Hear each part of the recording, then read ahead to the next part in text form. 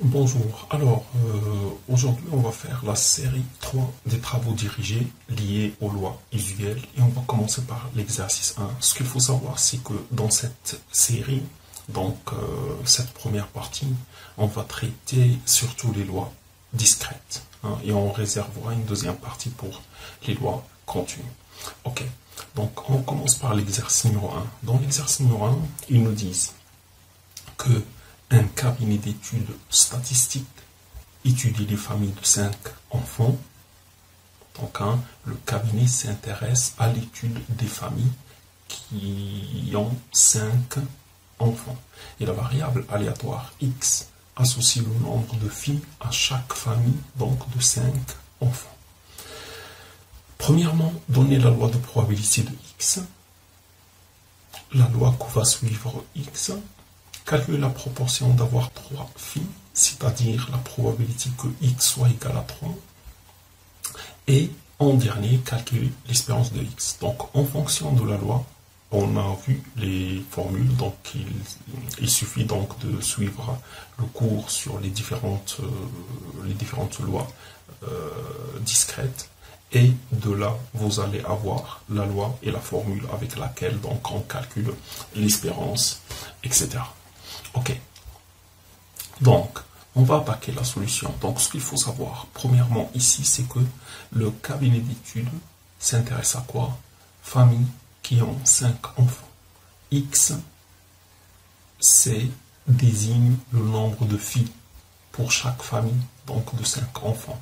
Donc ici, on peut dire que X va être soit aucune fille, 0, une seule fille, 1, 2 filles, 2, etc. jusqu'à 5. Donc x peut prendre les valeurs de 0 à 5.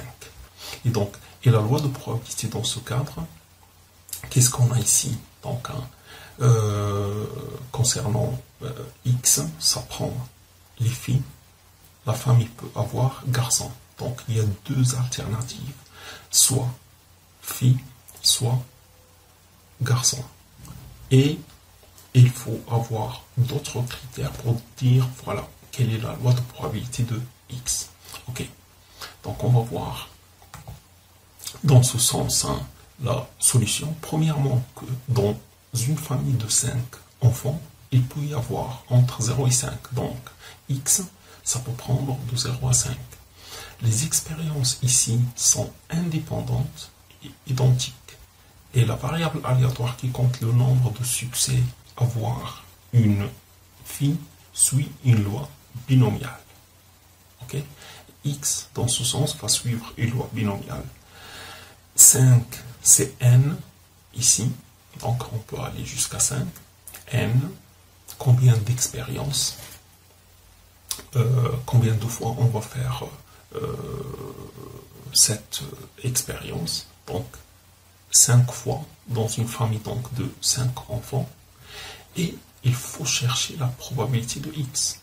Et la probabilité de x, c'est celle de fille. Et donc, fille ou garçon. Donc, 1 sur 2.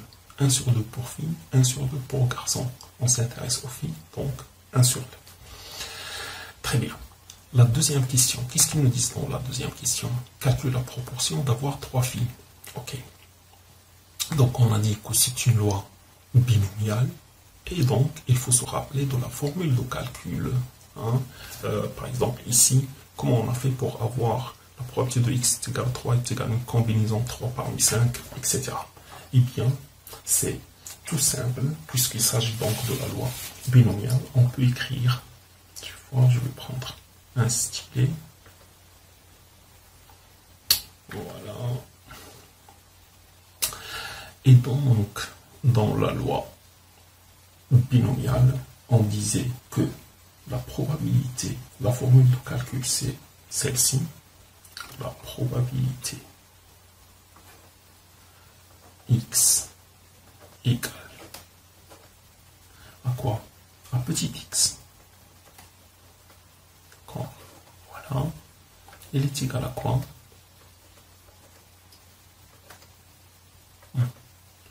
Elle est égale à combinaison de quoi? De x éléments. Parmi quoi? Parmi n. D'accord? On va choisir ces éléments parmi quoi? Parmi n, hein, qui est donné dans l'exercice. Ici, c'est 5. La probabilité du succès. Ok? Et la probabilité du succès ici, c'est la probabilité d'avoir une fille. D'accord? À la puissance quoi? À la puissance x. Ici, c'est x. Hein. Voilà. Fois le complément à 1, c'est la probabilité de l'échec. Donc, c'est Q. Et à la puissance, ce qui reste ici, c'est x. Et donc, concernant la probabilité de l'échec, c'est n moins x.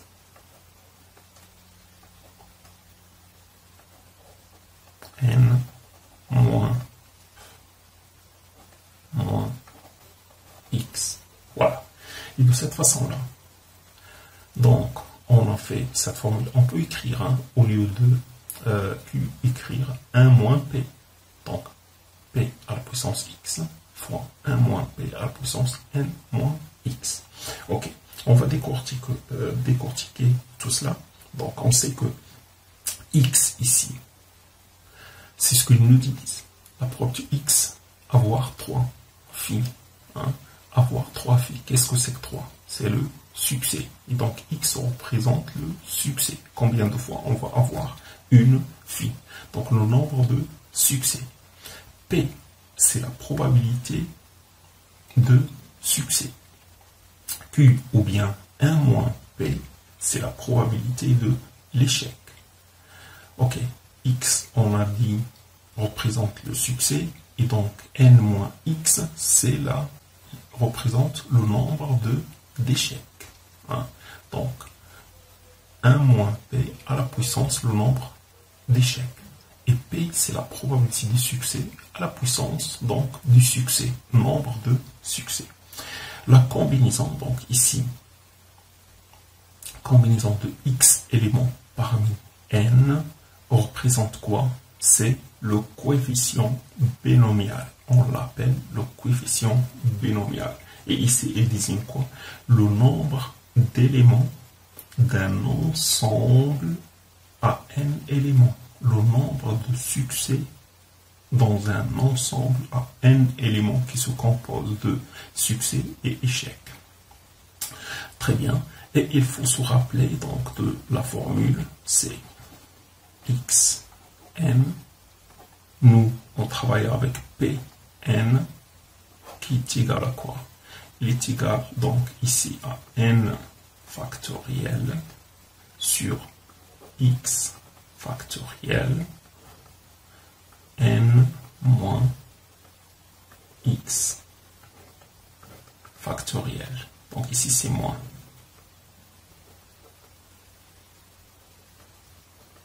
Voilà. N moins x factoriel. Donc c'est bon. Hein. Tout ce qui concerne la formule de calcul, hein, des probabilités quand x suit une loi binomiale. Et donc on peut trouver la probabilité de x est égale à 3. Qu'est-ce que c'est que la probabilité de x égale à 3? C'est une combinaison de 3 succès, le fait d'avoir 3 filles, parmi 5, n est égal à 5, fois la probabilité du succès. Quelle est la probabilité du succès? On l'a retrouvé ici, hein. C'est 1 sur 2, donc 0,5, à la puissance x, le nombre de succès, 3. Et donc, fois la probabilité de l'échec, ici, c'est 1 moins 0,5, ça nous donne 0,5, à la puissance, le nombre d'échecs. Le nombre d'échecs, c'est n moins x, 5 moins 3, c'est 2. Et de cette façon, donc, concernant les combinaisons 3, 2, 5, c'est 5 factoriel sur 3 factoriel fois 2 factoriel fois 0,5 à la puissance 3, ça me donne 0,125, fois 0,5 à la puissance 2, ça me donne 0,25. Et du coup, qu'est-ce que je vais avoir? En tout, cette probabilité, elle est de 31,25%. Concernant l'espérance, je sais que x suit une loi binomiale. NP, n c'est 5, fois P, la probabilité c'est 0,5 et ça me donne 2,5. En moyenne, je peux dire qu'il y a 2,5 filles dans les familles de 5 enfants. Très bien, on passe à l'exercice suivant.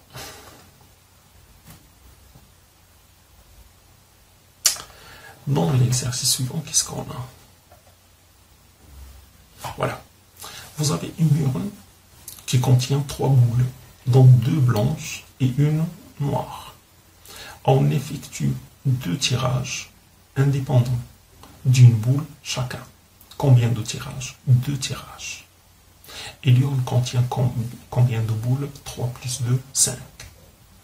Des boules qui sont blanches, des boules qui sont noires. 2 alternatives. Le tirage indépendant, ça veut dire que le tirage se fait avec remise. Tirage dépendant, c'est un tirage sans remise. La variable aléatoire x désigne quoi? Le nombre de boules blanches obtenues. Donc on cherche, on s'intéresse surtout aux boules blanches.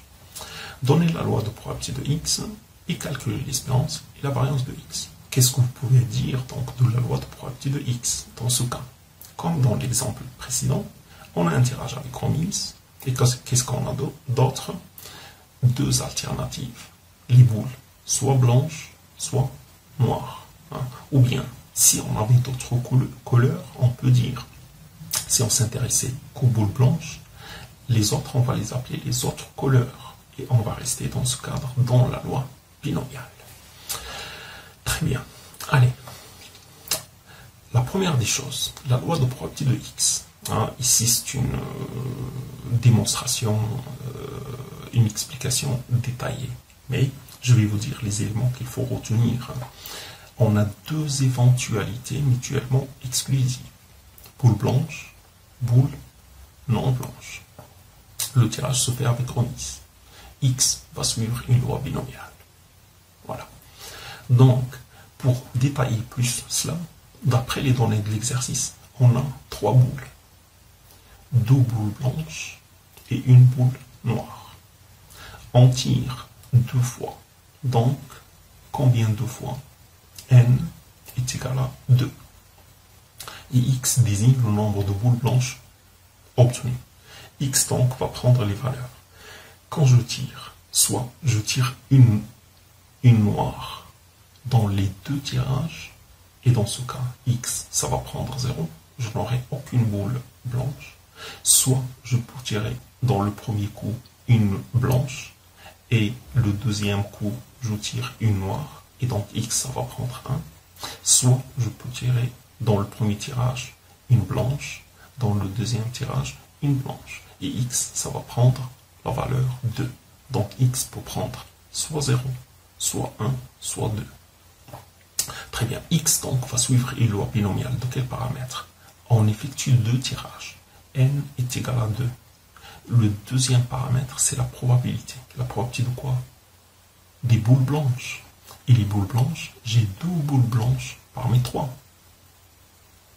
boules de toutes les couleurs. Donc, 2 boules blanches, 2 sur 3. Et donc, P est égal à 2 sur 3. Ce qui veut dire que 1 moins P est égal à 1 sur 3. Très bien. On me demande de calculer l'espérance et la variance. Pour une variable aléatoire, x qui suit une binomiale de paramètres np, ici 2 tiers, on sait que l'espérance de x, dans le cadre de la loi binomiale, on l'a vu dans l'exercice précédent, c'est n fois p. Et la variance de x, c'est n fois p fois q. Voilà. L'espérance de x, n fois p, c'est quoi? C'est 2 fois 2 tiers. Ça me donne 4 tiers. Et la variance de x, c'est n fois p fois q. Donc 2 fois 2 tiers fois q. Ici, le complément 1, c'est 1 tiers. Voilà. C'est 1 moins p. 1 moins 2 sur 3, ça me donne 1 sur 3. Et donc j'aurai 4 sur 9 pour la variance. Ok, très bien. Continue. Exercice 3. Dans cet exercice, qu'est-ce qu'il me demande de faire? Vous avez une entreprise qui fabrique des stylos. 10% de ces stylos sont défectueux.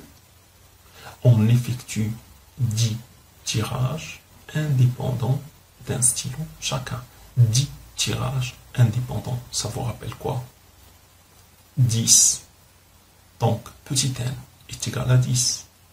Tirages qui sont indépendants. Je suis dans le cadre d'un tirage avec remise. Et je vais voir, est-ce que j'ai deux alternatives mutuellement exclusives ou pas?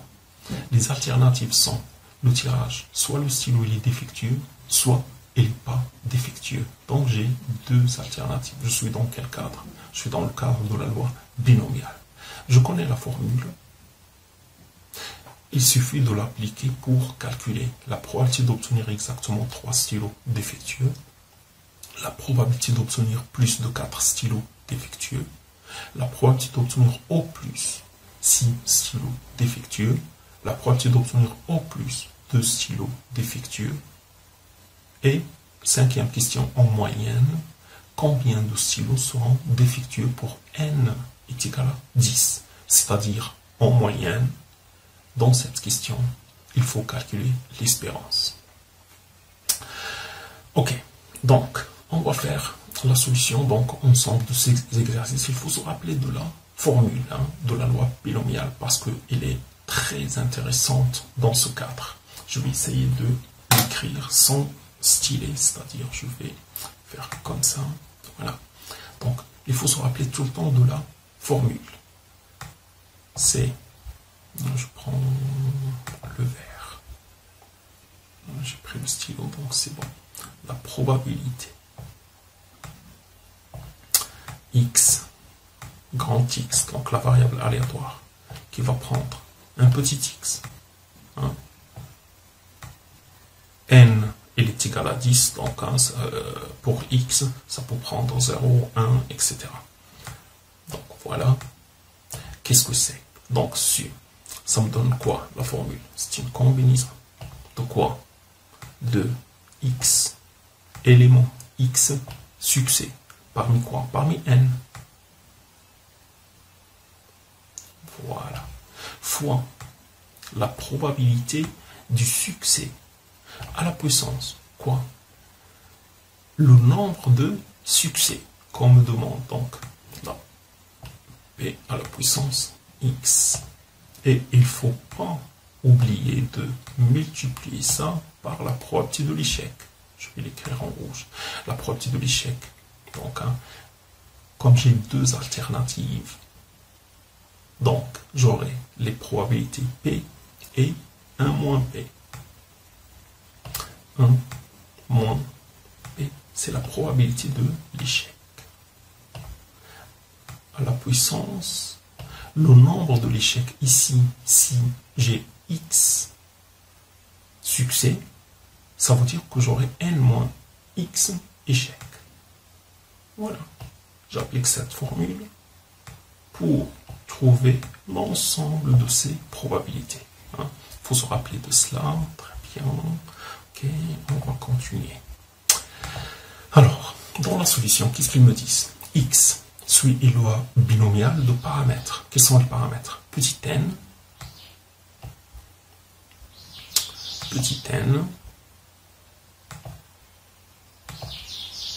c'est 10, et P, qu'est-ce que c'est? La probabilité du succès. Ici, je m'intéresse aux stylos qui sont défectueux. Et donc, je donne la probabilité des stylos qui sont défectueux. Donc, 10%. C'est donné.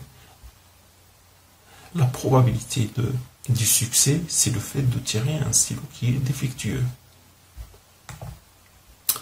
Et donc, 10%, c'est 0,1.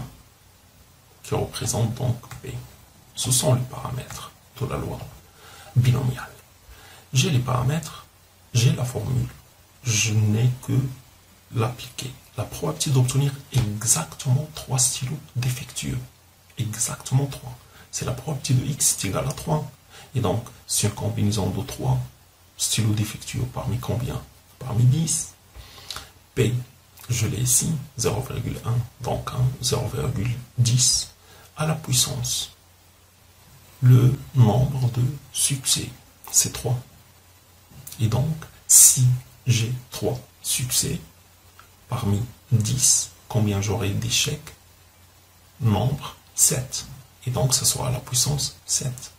0,10, 1 moins P, c'est 0,9. Et donc, 0,9 à la puissance 7. 7 plus 3 est égal à 10. 7 plus 3 est égal à 10. X est égal à petit x, 3. Okay. Très bien. La probabilité maintenant d'obtenir plus de 4 stylos défectueux. Plus de 4. Hein, ça veut dire quoi? Plus de 4. Et non pas à partir de 4. Donc plus de 4 stylos, c'est 5, 6, 7, 8, 9 et 10. Il faut que je calcule l'ensemble de ces probabilités, c'est-à-dire la probabilité pour x est égale à 5, plus la probabilité de x est égale à 6, plus la probabilité de x est égale à 7, plus la probabilité de x est égale à 8, plus la probabilité de x est égale à 9, plus la probabilité de x est égale à 10. C'est la somme de k est égale à 5 jusqu'à 10 des combinaisons de k succès parmi 10 fois 0,10 à la puissance k fois 0,9 à la puissance 10 moins k, le nombre des échecs. Et donc, je calcule tout cela, je trouve 0,0016.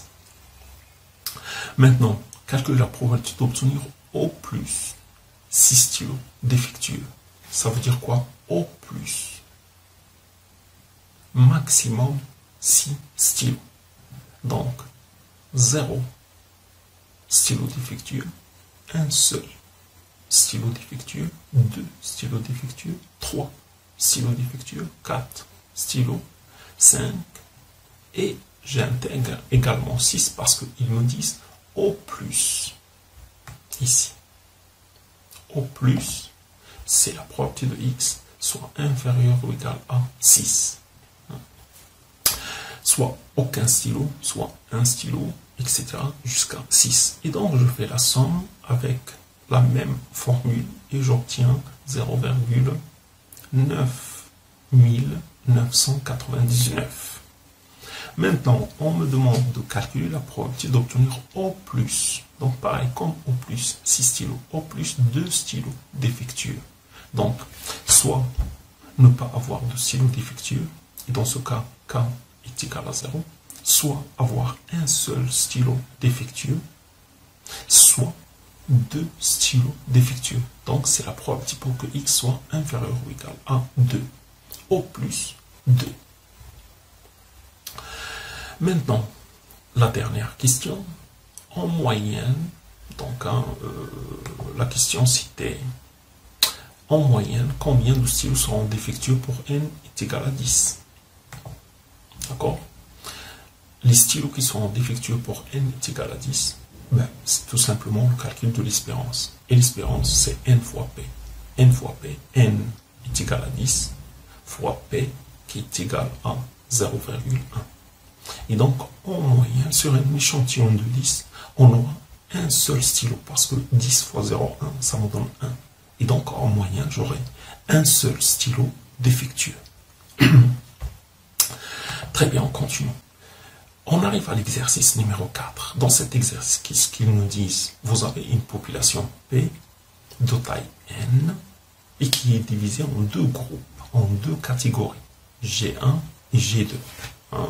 Vous prenez la population, par exemple, je peux la tracer comme suit.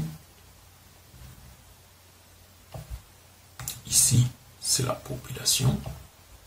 Et cette population, elle est divisée en deux. D'accord.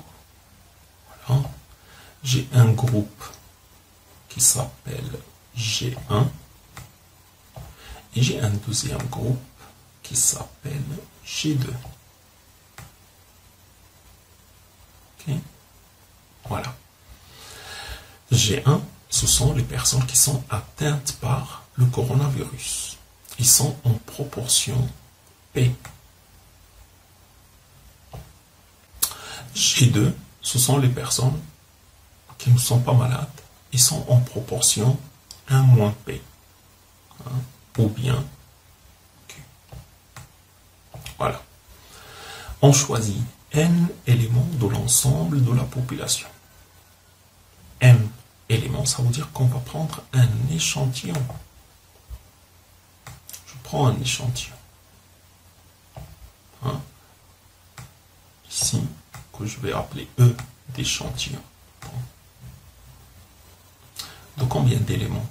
N, de taille N, alors que la population, elle était de taille grand N. Voilà. De l'ensemble de la population, on appelle X, le nombre de personnes de G1 dans l'échantillon. Ça veut dire que ici, qu'est-ce qu'on aura? X. Hein, ça veut dire petit x. Okay.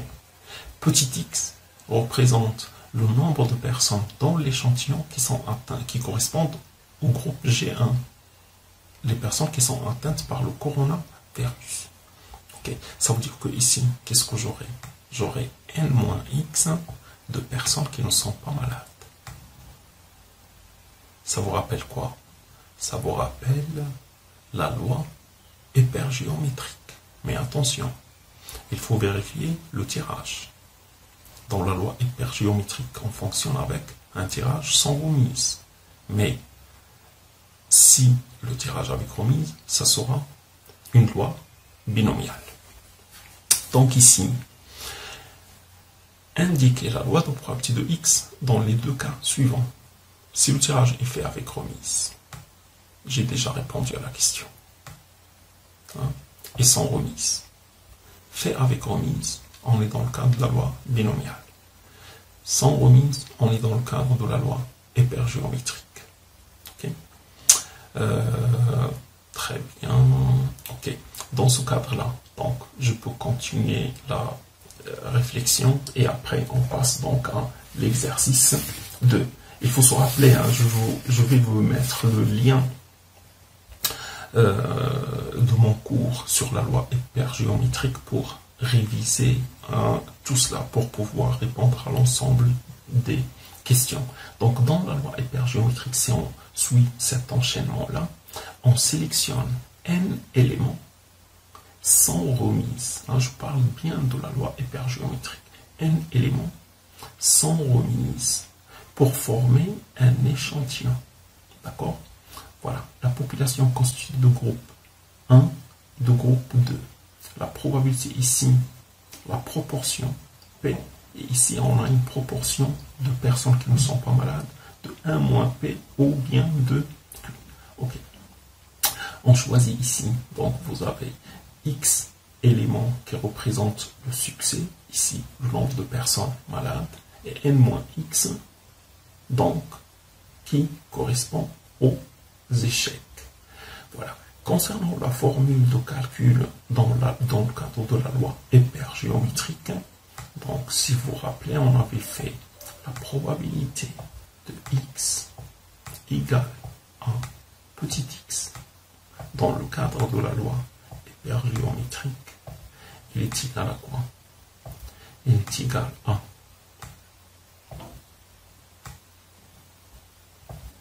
une combinaison de quoi?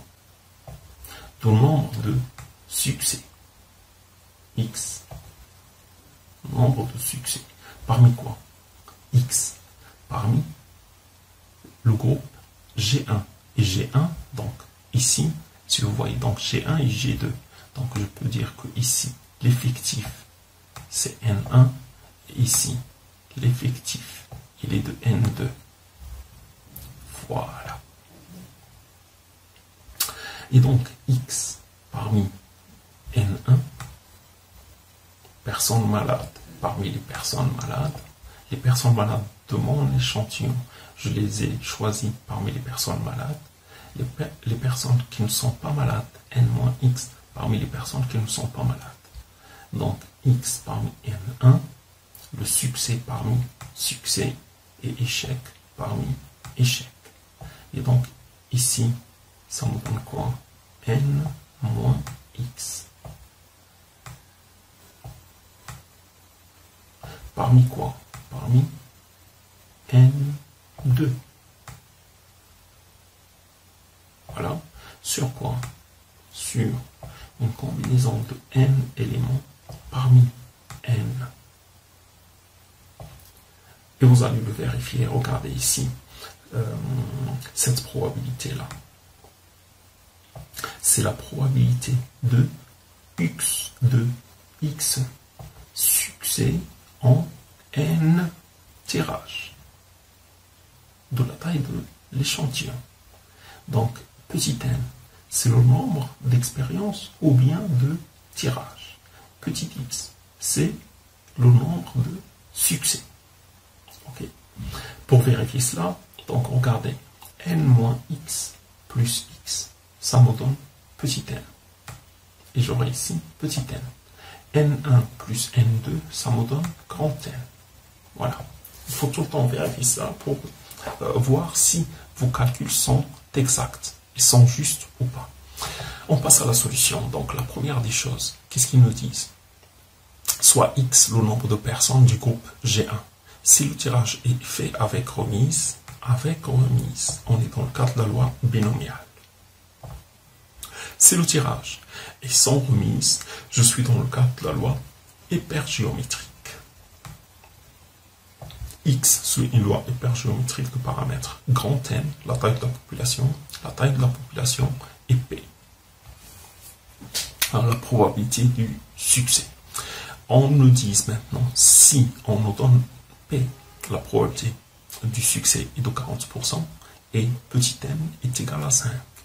Calculer la probabilité de x est égale à 2, la probabilité de x est égale à 3, et la probabilité de x est égale à 2 ou 3. La probabilité de x est égale à 2. Ah, ici, qu'est-ce qu'ils me disent? Le tirage, il est fait comment? Si on me dit il est sans remise, je dois appliquer la formule de la loi hypergéométrique. Si ils me disent avec remise, je vais appliquer la formule de la loi binomiale. Si P est égal à 40% et N est égal à 5, calculez ces probabilités-là dans le cas d'un tirage avec remise. Et donc, d'après vous, qu'est-ce qu'il faut faire avec remise? Je suis dans le cas de la loi binomiale. J'applique tout simplement la formule de la loi binomiale. La probabilité de x est égale à 2, c'est une combinaison de deux éléments parmi 5, puisque n est égal à 5, fois la probabilité du succès. La probabilité du succès, il est donné, il est de 40%, donc 0,4, à la puissance x. Petit x est égal à 2, fois la probabilité de l'échec. Le complément à 1 de 0,4, c'est 0,6, donc 1 moins p, à la puissance, quoi? N moins x, 5 moins 2, 3. Et ça me donne 34,56%. La probabilité de x est égale à 3. Maintenant, même formule de calcul, donc une combinaison de 3 éléments parmi 5, fois la probabilité du succès, 0,4 à la puissance 3, fois la probabilité de l'échec, qui est de 0,6 à la puissance n moins x, 5 moins 3, 2. Et ça me donne 23,04%. La probabilité de x est égale à 2 ou x est égal à 3. Donc, c'est l'union dans ce cadre. Et donc, c'est la probabilité de x est égale à 2 plus la probabilité de x est égale à 3. Je suis dans le cadre des lois discrètes. Hein, et donc, il n'y a pas d'intersection ici. La probabilité de x est égale à 2 plus la probabilité de x est égale à 3. La probabilité de x est égale à 2, je l'ai calculé, 34,56%, plus la probabilité de x est égale à 3, c'est 23,04%. Ça me donne 57,6%. Et de cette façon, donc, j'ai trouvé la solution de l'exercice numéro 4. Il me reste l'exercice numéro 5, 6, etc. Ce qu'on va faire dans la séance prochaine. Merci et à très bientôt.